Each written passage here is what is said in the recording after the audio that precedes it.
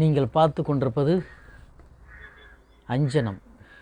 அஞ்சனனா பாதாள அஞ்சனம். வானமண்டலம் முதல் அனைத்துமே சகலத்தையும் பார்க்கக்கூடியதான ஒரு பொருளை தான் பார்க்க போகிறோம்.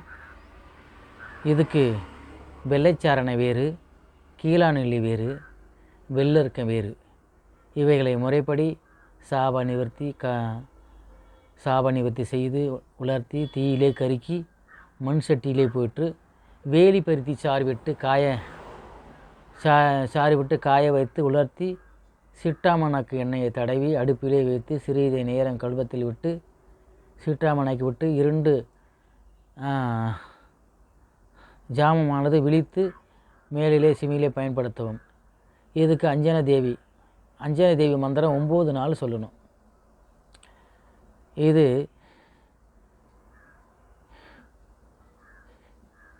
இது என்ன பண்ணணும், இது எல்லாத்தையும் செய்து நம்ம இதெல்லாம் செஞ்சு வச்சுக்கிட்டு வெற்றையில கொஞ்சம் மைய தடவி விளக்கின் ஒளியில் பார்த்தால் பாதாளம் முதல் வானமண்டலம் வரை இருப்பதை சுலபமாக பார்க்கலாம். ஒரு அற்புதமான முறையை தான் இதுக்கு அஞ்சன தேவி மந்திரங்கள் இருக்குது.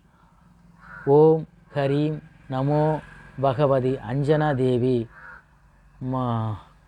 மாமா வம்சம் குரு சுவாகா அப்படின்னு இருக்குது.